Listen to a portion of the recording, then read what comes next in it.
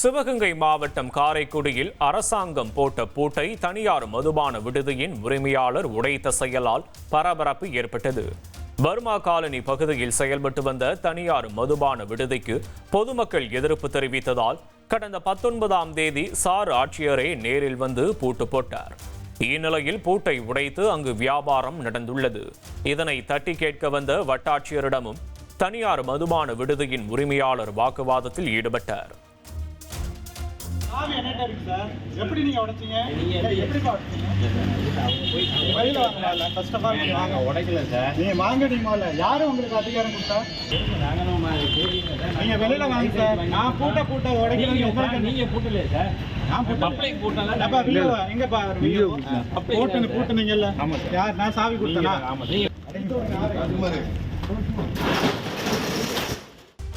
விழுப்புரத்தில் மேட்ரிமோனி மூலம் பல பெண்களை ஏமாற்றிய அருண்மொழி என்பவர் கைது செய்யப்பட்டார். மேட்ரிமோனியில் அறிமுகமாகி திருமணம் செய்வதாக கூறி தன்னிடம் ஜிபேயில் 2.5 லட்சம் ரூபாய் 17 பவுன் நகையை வாங்கிவிட்டு அவர் ஏமாற்றியதாக திண்டிவனத்தைச் சேர்ந்த 28 வயது பெண் போலீசில் புகார் அளித்தார்.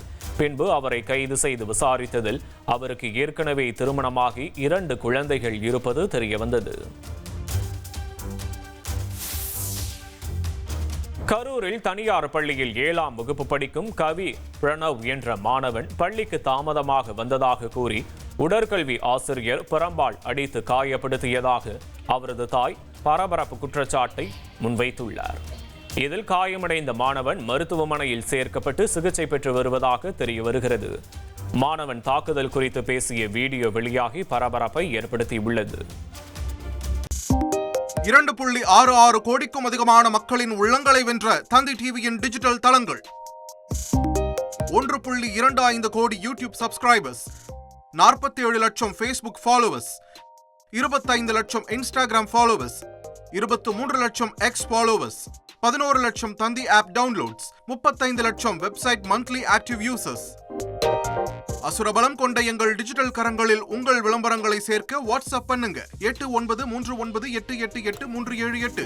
Email advt@dttv.in.